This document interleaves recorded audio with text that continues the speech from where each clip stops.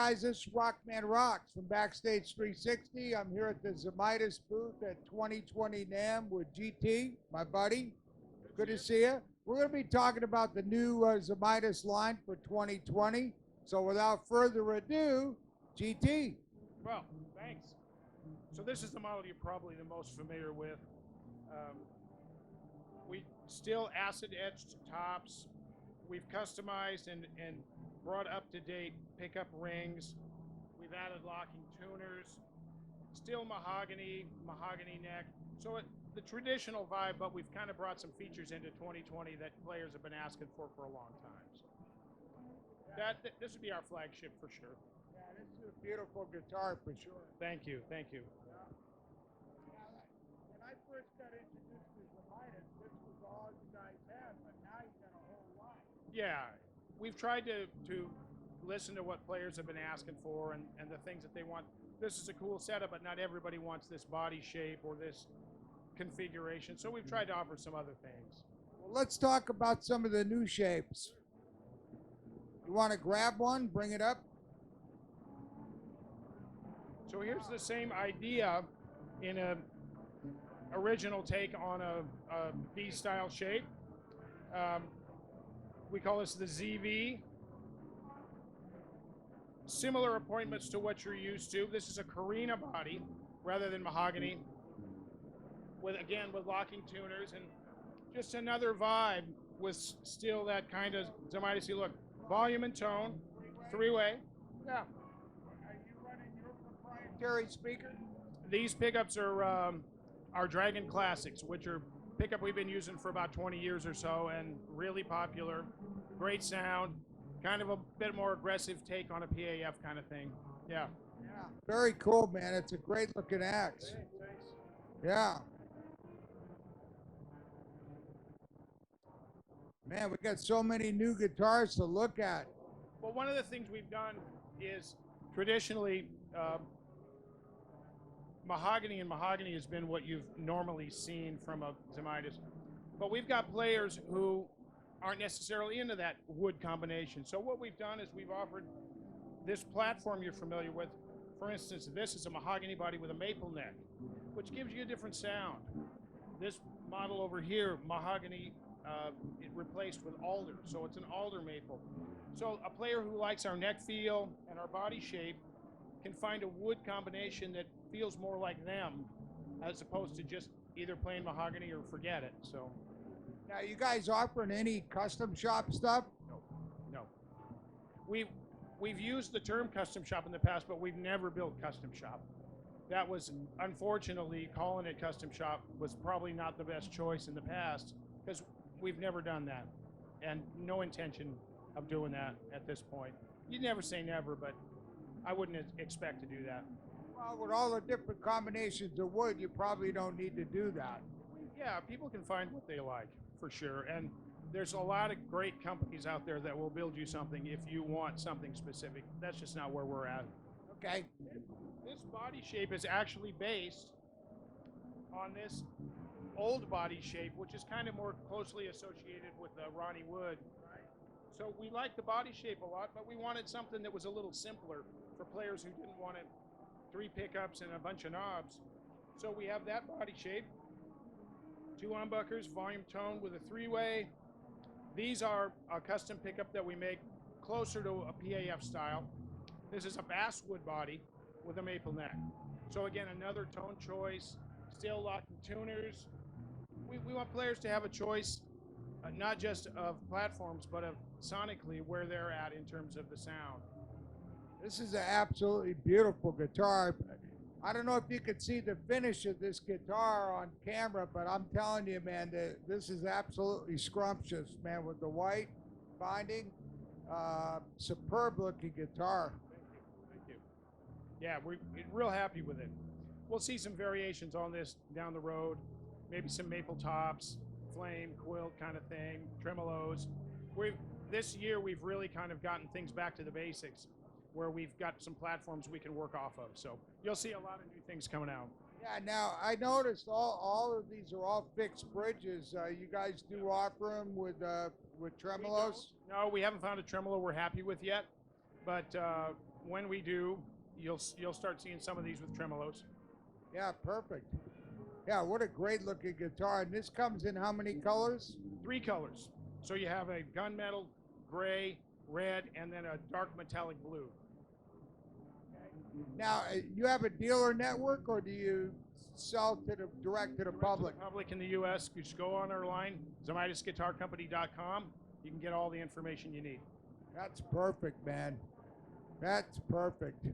Well, thanks, GT. Appreciate it. Man, I got to tell you that these guitars have always impressed the hell out of me. I actually have that one. Oh, nice.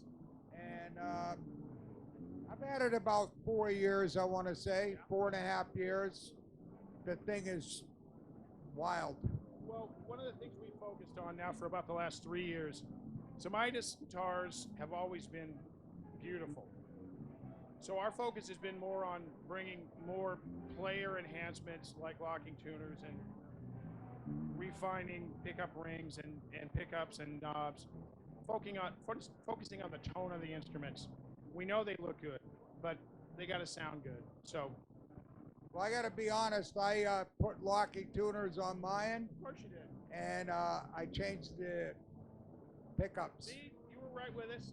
You knew what needed to be done. Absolutely. I've been a Seymour Duncan fan. Been using his pickups for 30 years, and I'm in a Dorsey with him. So, and awesome. yep, I use a 59 JB and a Holy Grail. There you go. There you go. Can't beat it. That's the combination for me for the sound I like. Exactly. Nice. Well, all right, man. Thanks. Enjoy the rest of your show and sell a lot. That's happening. All right, guys, this is the Rock Man from Backstage 360, and we're out of here. Hey, guys, this is Rockman Rocks from Backstage 360. I'm here with Tom Bedell. I believe that Tom's acoustic guitars are some of the finest that are in the industry today, and we're here at 2020 NAMM, and we got a chance to talk to Tom, and he's going to tell us why his guitars, I believe, are the best. So, Tom, thanks for giving us some time today. Thank you. It's a pleasure to visit with you. Listen, let's talk a little bit about the woods and stuff. Let's start at the beginning. So let's all pretend we're a tree. And we're up in Craig, Alaska, and we're growing in a forest that's 10,000 years old. And we have to fight our way through all that old growth, and we maybe grow 6 inches a year. So a 500-year-old tree might be 300 feet tall, finally break through the canopy. And think of that tree standing here like this, and all that stress. Now, if you go back 500 years, that's when Columbus first encountered America, and everything that's happened in between from then till now. That's how old the tops are on these guitars. They've been living through that period. They've been living through that experience, right?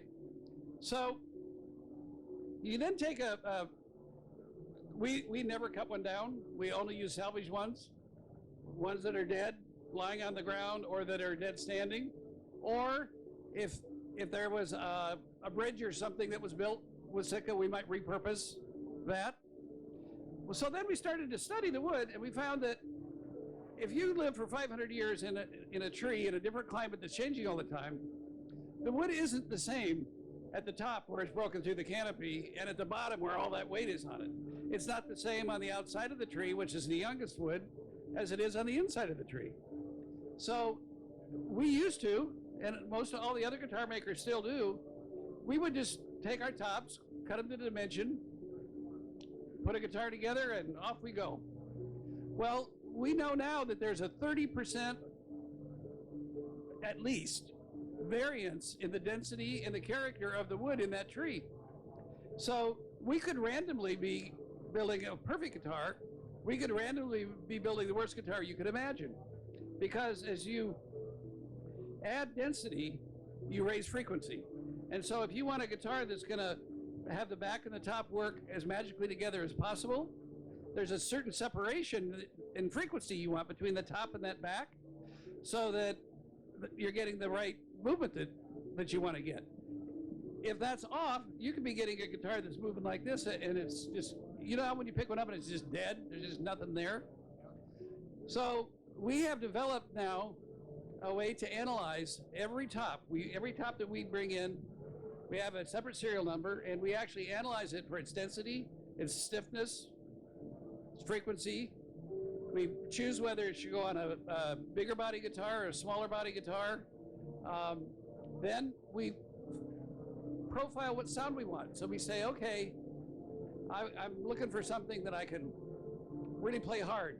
It doesn't matter if it's a small or big guitar. You don't have to say, big guitars you play hard, small guitars you fingerstyle. We can do it with anything because we can calibrate what that top's going to be like against what that back is. So we pick our top, then we pick our back, we pick the separation we want to have, and then we actually hand carve on the braces to bring it right into that frequency that we have targeted. Then we finish building the guitar. We put the finish on, we put the neck on, we put the bridge on, and of course we've changed everything then, right? So when the guitar is done, we go back in, we measure it for its fundamental frequency, and if it isn't the magical guitar we want, we actually take the strings off, go in through the sound hole, and carve additionally on the braces so we can just hone that thing right in. Every one of these guitars that's made in USA in this booth has been individually hand voiced. Wow. You heard that here, folks. I mean, you're talking about a really, really precise instrument. And if you're an acoustic player, trust me, these guitars are amazing. Voicing, incredible. We're going to talk a little bit with Tom about the different types of options you have for tops and sides and backs. So let's talk a little bit about that. All right. So what is fascinating? Mother Nature is just I don't know, I'm in love with her. All the different woods, all the different character of woods. What makes this wood sound different than this wood? Well, the one thing we know is the densities are different. So if you took the Cocobolo back and side guitar, it has a specific gravity of 1.1, which means it sinks in water. If you have a mahogany back, its specific gravity is 0.59, which is half of the density of Cocobolo. In the old days, we made them the same thickness. So a Cocobolo guitar was like an acre. It weighed, well, twice as much, right? Now that we know how to measure all that, we cut that Cocobolo back in half. And so we're really letting it sing the way that it's supposed to sing. But if you take all of our science and craftsmanship and build a guitar the best we can build it, but you have different woods, they still sound different. And that's because there's something about the grain or the nature of different woods. And the way I like to tell the story is, remember when you were in science class when you were a kid and the teacher brought out a prism and the light went through it and you got the Roy G. Biv, color spread? And what we learned, which was counterintuitive, at least to me at that age, is the color that I see is the one that's reflected and all the other colors are being absorbed. So the fact that I see black is because the other colors are gone. There's something about wood that different tones get reflected differently. So for some reason, a mahogany has a mid-range that shines a little bit more than the bass and the treble. Why? I don't know. I just know it is. A rosewood guitar, you're going to get a exaggerated bass and treble, and you're going to get a little scoop in the middle. So if I want a guitar that's going to accompany my voice, I probably want a mahogany guitar, and it'll be right there with me. If I want a guitar that's going to surround my voice or an ensemble, I might want a rosewood guitar. If I want something that I'm going to record with, I might want a maple guitar because the bass gets in the way in the recording studio. If I want something that's just going to power, I might want a Cocobolo guitar. If I want something really warm, I might want a Koa guitar, right? It's just the nature of the woods. So what we like to think we're able to do is take all these different species and really know how to maximize the music potential of them and really bring out the unique character that wood is able to deliver. Well, of course, and it's like an electric guitar is the same thing. They all have a separate voice. You could sit down and play 10 guitars that are the same guitar, but they're all made of different woods and they all have a different voice. And it's the same thing what you're saying is for acoustics. And I was just looking at this right here. I mean, it's This is a fun guitar. yeah. Well, I call this my my Bob Dylan guitar. The actual name of this that we're marketing is called a Classic Folk, Right. and it's all mahogany and it's all open pore. And oh man, I'll bet you we built 30.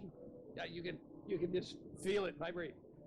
We must have built 30 prototypes before we got to the sound, and the rest of my team are all younger than me, and they all go, well, that one sounds great. I said, no, it's not the Bob Dylan guitar yet. I said, I want to pick this up and have to play Blowin' in the Wind on it.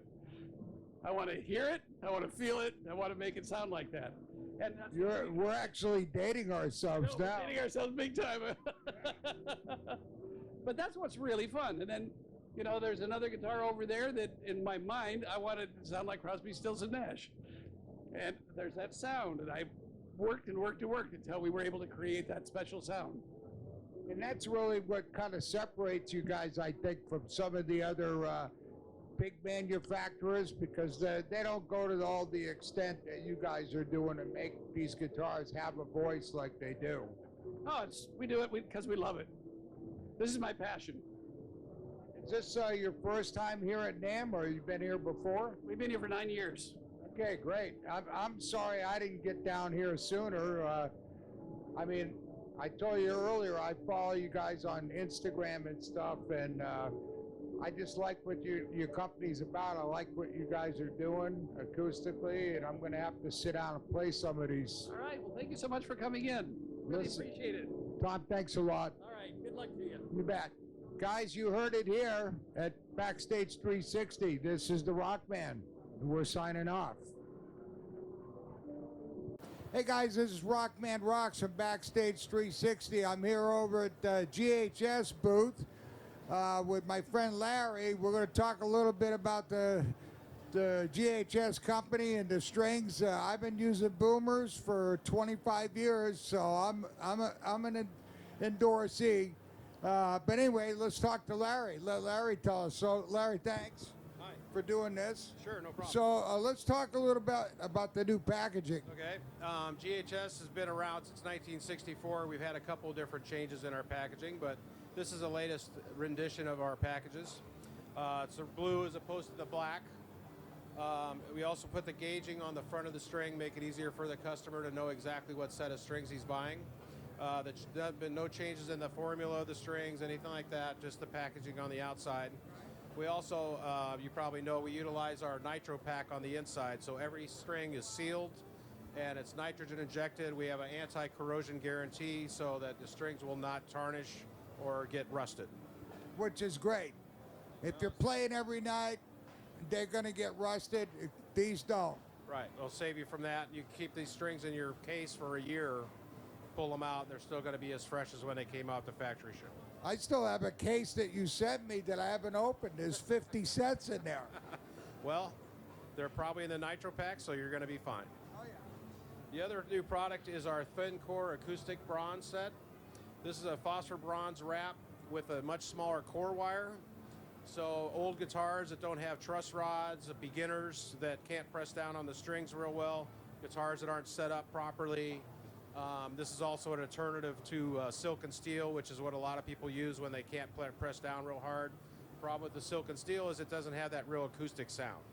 So utilizing the phosphor bronze wrap with a thinner core wire, you have the easier playing ability, plus you still maintain the acoustic sound.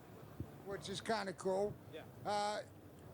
And these come in what? We Gauges? have 10s, 11s, 12s, and 13s. Okay, cool. So any gauge somebody would normally use in an acoustic set is available in the thin cores as well.